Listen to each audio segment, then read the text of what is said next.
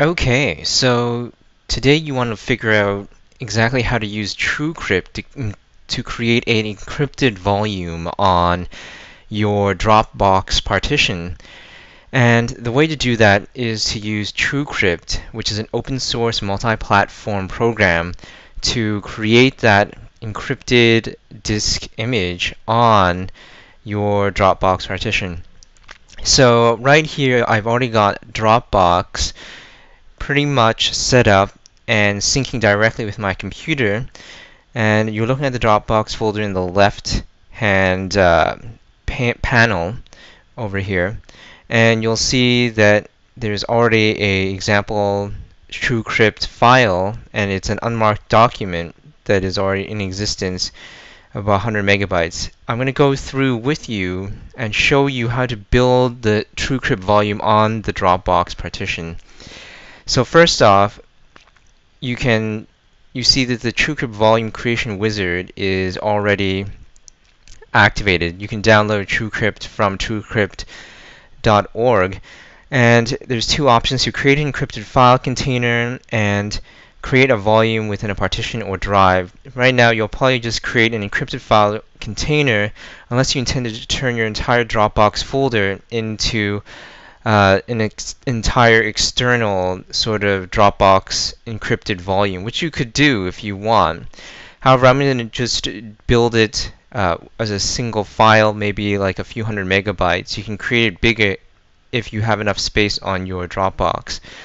Dropbox's free version is 2 gigabytes, so the maximum size that you could use a TrueCrypt volume for is about roughly 2 gigabytes. However, there are some, finer points or caveats for using that level of encryption on something like Dropbox because the convenience level is a lot less. Anyways, let's go through and build the TrueCrypt volume from scratch using Truecrypt. So select create an encrypted file container. And if you want more information, you click more information. Go to next. You can select either standard TrueCrypt volume or hidden TrueCrypt volume. The hidden TrueCrypt volume pretty much creates a encrypted volume that looks like it's empty. However, there's actually like a hidden sort of scrambled section that actually hides your real and important data, while making it look like that the entire volume has something else, whether it's dummy files, really unimportant information, anything that would make it look like a volume that has information, just not vital information, and you can pretty much deny that you have anything like bank accounts or other sort of information hidden in the hidden TrueCrypt volume section. You could say it has a dummy bottom in it. However, in this case, we're just going to create a standard TrueCrypt volume, and you can select the location of where you want to create it, and I will select obviously my Dropbox folder, which I have done, and rename it as briefcase 2. And you can leave it as never save history so that there's no information on how it was created. Now, choose your encryption option. In theoretically, the more encryption methods you use, the stronger and more protected your data is. So in this case, you can use AES, Twofish, and Serpent, which is 3 encryption methodologies or methods to protect your data. AES, Advanced Encryption Standards 256-bit, is pretty much the highest level. However, you can combine that with the other encryption levels or encryption methods to maximize data protection. And I usually don't worry too much about the hash algorithm. It does explain each one. If you want, you can get more information on different hash algorithms. They all have various advantages or disadvantages. Nothing too seriously different. So I'm going to make this a 50 megabyte example volume. And there is a minimum size of 292 kilobytes. Now you want to generate a password that's at least 20 characters long with various symbols and whatnot. I use a program called 1Password with its generated passwords and section to generate random passwords for me. I've already done so in one case, or I can build a new one right now.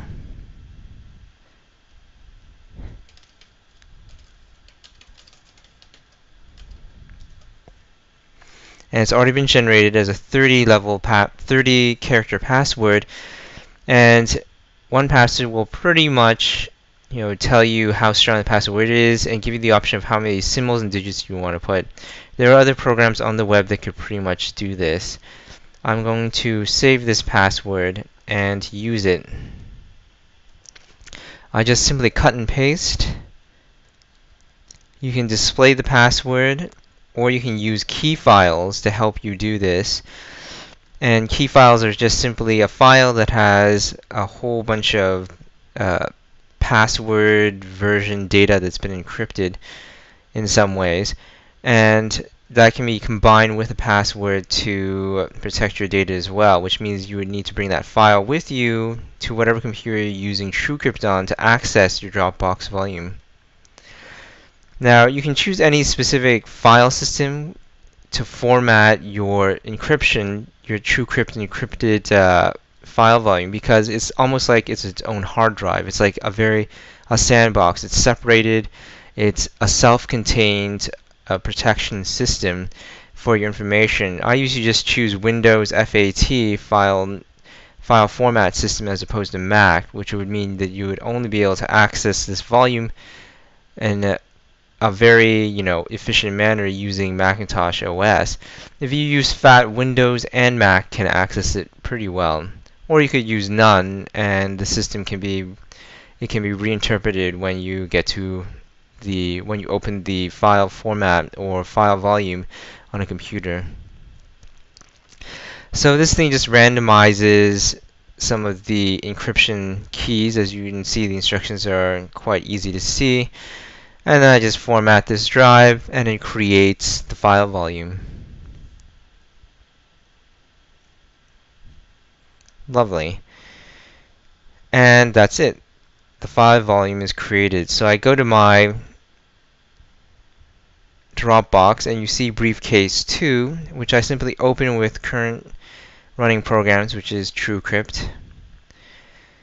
And it brings it up into the volume selector, which you could also have done using select file here. And never save history, and you can also mount. So I click mount now that I have it, and it asks for the password. So I go back to the generated password section, copy the password, cut and paste, stick it in. You have the option of using key files if you want, if you use that method. And the volume is then mounted. In Truecrypt, it shows you the size, where it's located, what type it is, and its file pathway. So I go back to my File Explorer Pathfinder, which is a great program for this. On Windows, you can use other sorts of alternatives. I believe another one is Windows, not Windows Explorer, but another one, Windows Commander or something like that.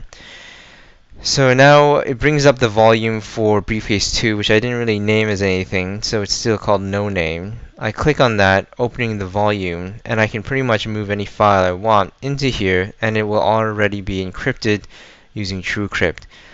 And you can pretty much copy this Truecrypt, file volume to a USB key device, to Dropbox, to anywhere else, and it'll still be protected by Truecrypt encryption.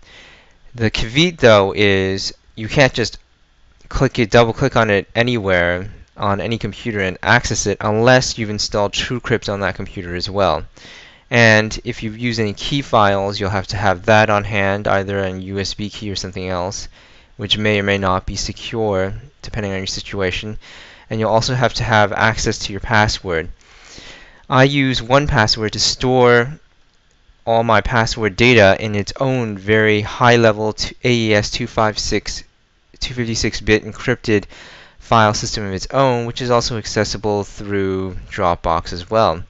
Or it can be, again, brought with you on an encrypted file on a USB key. You would have to install 1Password with your serial number on it, and bring your serial number with you so you can register or temporarily register on another machine to be able to access the password. So it depends on what level of complication and complexity you want in terms of protecting your data.